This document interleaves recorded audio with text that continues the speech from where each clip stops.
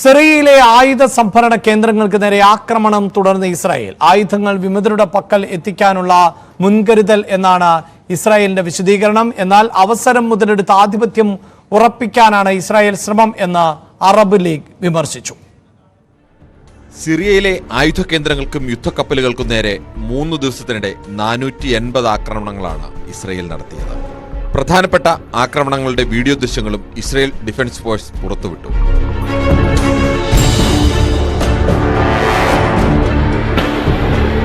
സിറിയയുടെ തന്ത്രപ്രധാനമായ ആയുധ കേന്ദ്രങ്ങളെല്ലാം നശിപ്പിച്ചതായി ഇസ്രായേൽ പ്രതിരോധ മന്ത്രി കാറ്റ്സ് പറഞ്ഞു.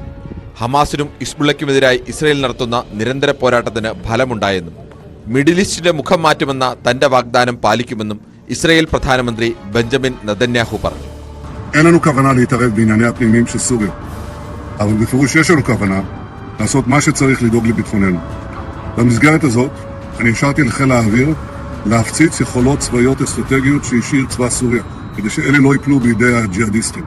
സിറിയയുടെ ആഭ്യന്തര വിഷയത്തിൽ ഇടപെടുന്നില്ലെന്ന് അവകാശപ്പെടുമ്പോഴും സിറിയൻ തലസ്ഥാനത്തിന് 25 കിലോമീറ്റർ അടുത്തുവരെ ഇസ്രായേൽ സേന സാന്നിധ്യം ഉറപ്പിച്ചിട്ടുണ്ട്.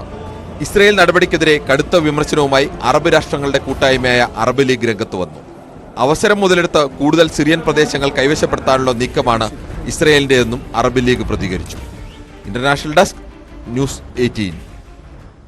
ആർ കിരൺ ബാബു ആണ് വിവരങ്ങളുമായി ചേരുന്നത്. കിരൺ, അയൽ രാജ്യമാണ്, അവിടെ വിമതർ ഭരണത്തിലേക്ക് എത്തുന്ന അല്ലെങ്കിൽ വിമതർ രാജ്യത്തെ പിടിച്ചെടുക്കുന്ന സാഹചര്യം ഉണ്ടാകുന്നു. ഇസ്രായേൽ തന്നെ പറയുന്നത് ഏതാണ്ട് 80% സൈനിക കേന്ദ്രങ്ങൾ അവർ തകർത്തു എന്നുള്ളതാണല്ലോ. എന്താണ് ഇസ്രായേലിന്റെ മറ്റവകാശവാദങ്ങൾ? അഭിലാഷ്, ഇത് ഇസ്രായേൽ പ്രധാനമന്ത്രി ബെഞ്ചമിൻ നെതന്യാഹുവിന്റെ വിശാലമായ ഒരു പദ്ധതിയുടെ ഭാഗമാണ് ഇത്തരത്തിൽ ഇടപെടൽ എന്നാണ് പ്രധാനമായി ഇപ്പോൾ അറബ് ലീഗ് ആരോപിക്കുന്നത്.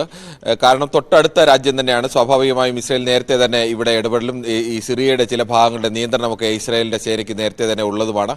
ഇപ്പോൾ ഈ അവസരത്തിൽ അവർ കൂടുതൽ പ്രധാനപ്പെട്ട ആയുധ കേന്ദ്രങ്ങൾക്ക് നേരെയെല്ലാം തുടർച്ചയായ ബോംബ് വർഷങ്ങൾ നടത്തുകയാണ്. അതോടൊപ്പം തന്നെ സിറിയയുടെ യുദ്ധക്കപ്പലുകളടക്കം നശിപ്പിക്കുന്ന അല്ലെങ്കിൽ ബോംബിട്ട് നശിപ്പിക്കുന്ന ഇതിന്റെ ദൃശ്യങ്ങളടക്കം പൂർണ്ണമായും ഇസ്രായേൽ പുറത്തു വന്നിട്ടുണ്ട്. ഇസ്രായേൽ പ്രധാനമായും പറയുന്നത് ഈ സിറിയയുടെ ആയുധ ശേഖരം ഒരു കാരണവശാലും വിമതരുടെ ഭാഗത്തേക്ക് പോകരുത്. അത് ഒരു തീവ്രവാദ സംഘടന തന്നെയാണ് ഇപ്പോൾ അധികാരം പിടിച്ചിരിക്കുന്നത്. അവരുടെ ഭാഗത്തേക്ക് ഈ ആയുധങ്ങൾ പോകരുത്. അതുകൊണ്ട് എല്ലാ ആയുധങ്ങളും പൂർണ്ണമായും നശിപ്പിക്കുക എന്നുള്ളതാണ്.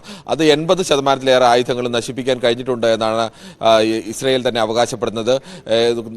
48 മണിക്കൂറിനിടയിൽ ഏകദേശം 480ഓളം ബോംബിങ്ങുകളാണ്, ആക്രമണങ്ങളാണ് നടന്നത്. വിമാനം വഴിയും അല്ലാതെയും എല്ലാം ഈ പ്രധാനപ്പെട്ട കേന്ദ്രങ്ങളിലേക്കെല്ലാം തുടർച്ചയായി ബോംബിട്ടുകൊണ്ട് ഈ ആയുധങ്ങൾ പൂർണ്ണമായി നശിപ്പിക്കുക എന്നുള്ളതാണ്. ഇതിനോടൊപ്പം തന്നെ ഏകദേശം ദമാസ്കസിന് 25 കിലോമീറ്റർ അകലെ വരെ ഇപ്പോൾ ഇസ്രായേലിന്റെ സേന എത്തിയിട്ടുണ്ട്. സേനയുടെ സാന്നിധ്യം അവിടെ അടക്കമുണ്ട്. ഇത് ഏതെങ്കിലും തരത്തിൽ സിറിയയുടെ ആഭ്യന്തര വിഷയത്തിൽ ഇടപെടാൻ വേണ്ടിയുള്ള നീക്കമല്ല. ഇത് സിറിയയിൽ സമാധാനം ഉറപ്പിക്കാനാണ്. സിറിയയിലേക്ക് തീവ്രവാദി സംഘടനകൾ അവിടെ താവളം ഉറപ്പിക്കരുത്. സിറിയയിൽ നിന്ന് മറ്റ് തീവ്രവാദി സംഘടനകളുടെ കേന്ദ്രമായി സിറിയ മാറരുത്. അതുകൊണ്ട് സിറിയയുടെ സമാധാനം ഉറപ്പാക്കാൻ വേണ്ടി ഉള്ള ശ്രമമാണ് എന്നാണ് ഇസ്രായേൽ പ്രധാനമായും ബാധിക്കുന്നത്. പക്ഷേ അറബ് രാജ്യങ്ങളടക്കം കാണുന്നത് അതിനെ അങ്ങനെയല്ല. ഇപ്പോൾ ഇങ്ങനെ ഒരു അവസരം മുതലാക്കിക്കൊണ്ട് അതിനപ്പുറത്തേക്കുള്ള നീക്കങ്ങൾ നടത്തുന്നുണ്ട്. സൈന്യത്തിന്റെ സാന്നിധ്യം ഇപ്പോഴും സിറിയയ്ക്കുള്ളിൽ ഉണ്ട്.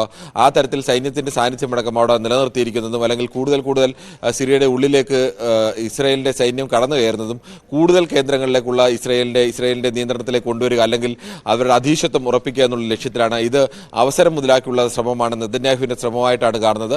പക്ഷേ ഇസ്രായേലിന്റെ വ്യാഖ്യാനം മറ്റൊന്നാണ്. മേഖലയിൽ സമാധാനം ഉറപ്പിക്കാൻ വേണ്ടിയാണ് ഇത്തരത്തിൽ ആയുധങ്ങൾ നശിപ്പിക്കുകയും അവരുടെ സൈന്യം സാന്നിധ്യം സിറിയയിൽ ഉറപ്പിക്കുകയും ചെയ്യുന്നതാണ്. എന്നാൽ മറിച്ചുള്ള നിലപാടുകളുണ്ട്. എന്തായാലും വരും ദിവസങ്ങളിൽ ഇത് വലിയൊരു തർക്കത്തിലേക്കോ അല്ലെങ്കിൽ ഇസ്രായേൽ ഭരണകൂടവുമായിട്ടുള്ള ഒരു തർക്കത്തിലേക്കൊക്കെ നീങ്ങാനും ഒക്കെ സാധ്യതയുള്ളത് കൂടിയാണ്. എന്തായാലും ഇസ്രായേൽ ഹമാസ് പോരാട്ടം തുടരുന്നതിനിടയിലായിരുന്നു സിറിയയിൽ വിമത നീക്കം ശക്തമാവുകയും സിറിയ പിടിച്ചെടുക്കുകയും ചെയ്തത്. അയൽ രാജ്യമായതുകൊണ്ട് തന്നെ വിമതരുടെ പക്കലേക്ക് ആയുധങ്ങൾ പോകുന്നത് തങ്ങളുടെ സുരക്ഷയ്ക്ക് ഭീഷണിയാകുമെന്ന അവകാശവാദവുമായാണ് സിറിയയിലെ സൈനിക കേന്ദ്രങ്ങൾ അടക്കം തകർത്തതായി ഇസ്രായേൽ അവകാശപ്പെടുന്നത്. ഏതാണ്ട് 70 മുതൽ 80% വരെ സൈനിക സംവിധാനങ്ങൾ തകർത്തു എന്ന് അവകാശപ്പെടുകയുമാണ് ഇസ്രായേൽ.